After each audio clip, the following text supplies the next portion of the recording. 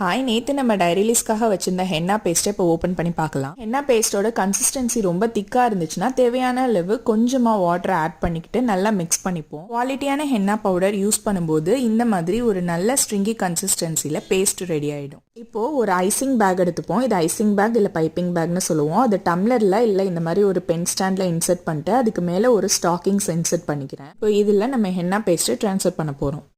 Pen ஸ்டாண்ட்லேருந்து நான் stockings and icing பேக்கை ரிமூவ் பண்ணிட்டேன். ஐசிங் பேக்கை ஒரு கிரிப்புக்காக ட்விஸ்ட் பண்ணிக்கலாம். இப்போ லெஃப்ட் ஹேண்டில் ஐசிங் பேக்கை பிடிச்சிட்டு ரைட் ஹேண்டில் அந்த ஸ்டாக்கிங்ஸை வெளியே உருவ போகிறோம்.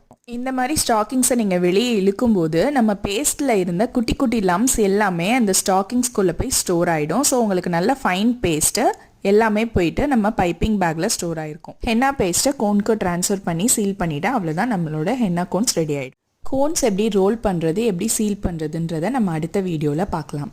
தேங்க்யூ, பாய்.